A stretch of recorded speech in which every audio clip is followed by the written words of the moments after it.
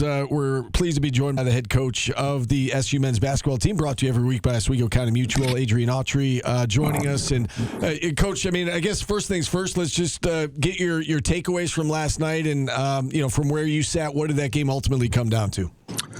I said it last night and after the game and talked with our team. We have to be able to, we're putting ourselves in position. I think we got to do a better job of finishing the games. The margins, just certain things that have to happen, and we're falling short of those.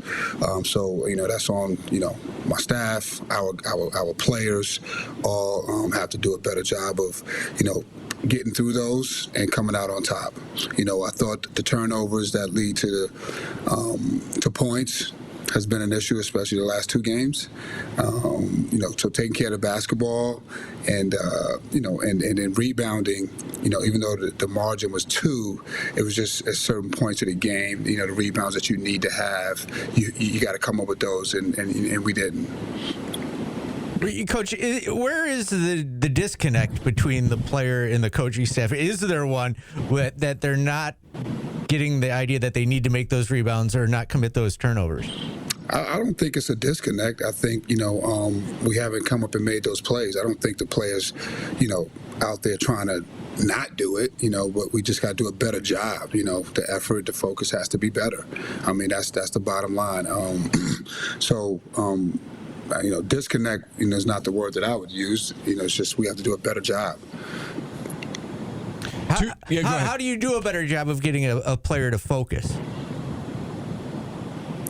I think, that's, I think these guys, through what we do every day, but ultimately, they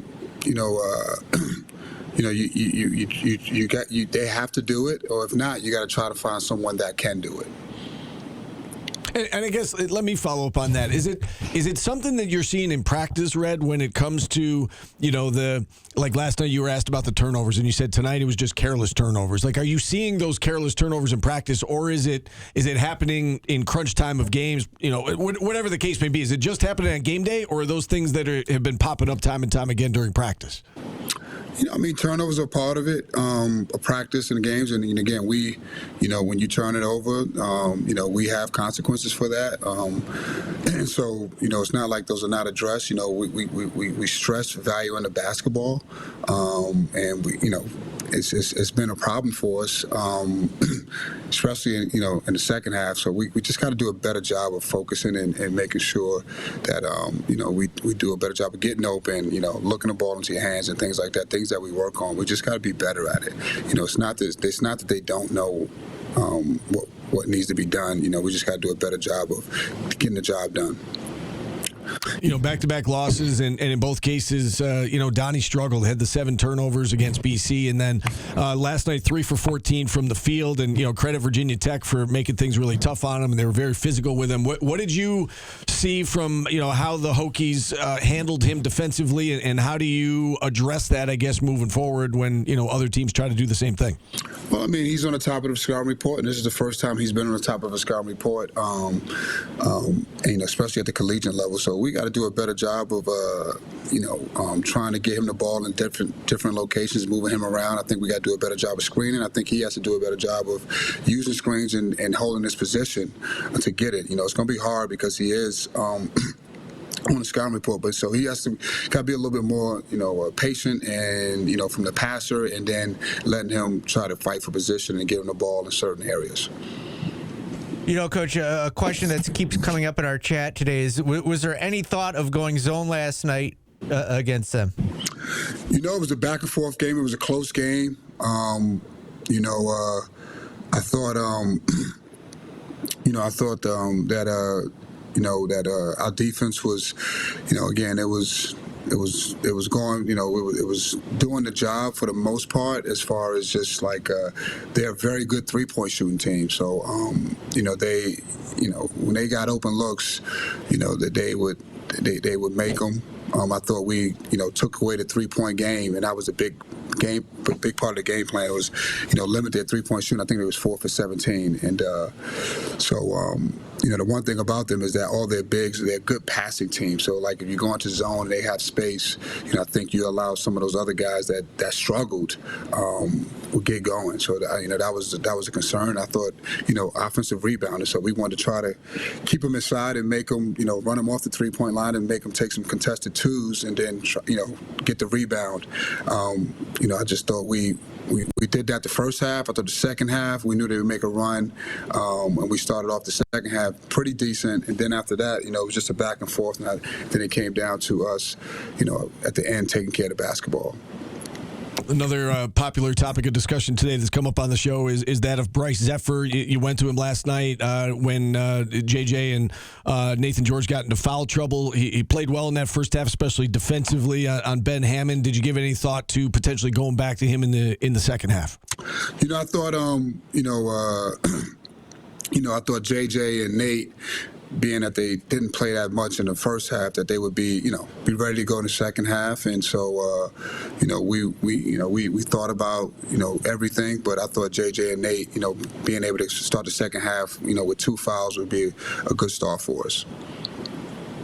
I do want to go back, if I could, Red, to the BC game just for a moment, because I know that you had said on Monday on the ACC teleconference that the plan on that last possession of regulation was to foul, and that you guys just didn't execute there at the end. And, obviously when the possession started, there was like 17 or 18 seconds left.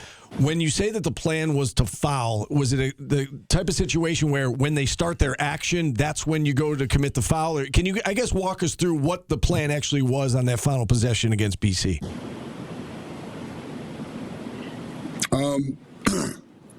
They took it out in front of our bench. So, once they got over half court, you we would like to foul around 9 seconds, 10 or 9 seconds, 8 seconds, because we know it's going to be a free throw shooting game after that.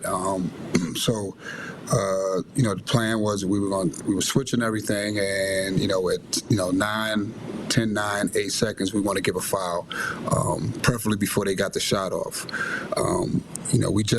We didn't guard the ball close enough to give that foul, and then we didn't execute.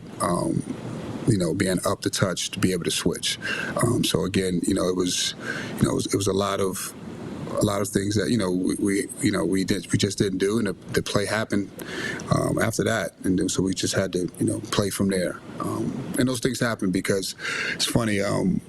I don't think Boston College meant to foul Donnie. I think they fouled the wrong guy, and so those things happen in basketball in the heat of the moment. But you got to be able to adjust when things don't happen. But that was it. We should have been up closer to foul, to give the foul on the pass. Coach, it's easy for fans to say the season's over, we're giving up, blah blah blah. The players can't do that. You can't do that. You still got a chance to make the tournament. You still got the ACC tournament. How do you keep the negative noise out of the locker room? I mean, I don't think you can, as far as social media and the fans.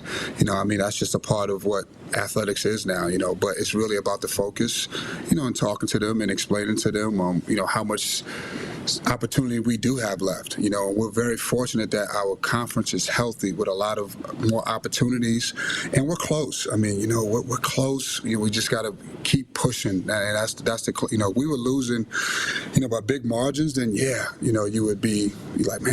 But we're right there. We just got to keep pushing and keep fighting, and stay focused. And that's what we're talking about. We got to keep the fight. And the only thing that you can do, the only way you can respond, is to get up and fight and go win some games. And we have plenty of games left and plenty of opportunity left in games that really count. So again, that's the focus. How about you? How do you personally keep that noise out? Me personally, the noise is no. I hold myself accountable for everything. So again, whatever the noise is, I'm just as disappointed. I'm just as frustrated. Again, so. I'm harder on myself than anybody else. Radio shows or fans or anything. Like, I'm harder on myself than anybody. And again, so I accept this is responsibility. This comes with it, and I got to do a better job. And my staff has to do a better job, and the players have to do a better job. We all have to do a better job.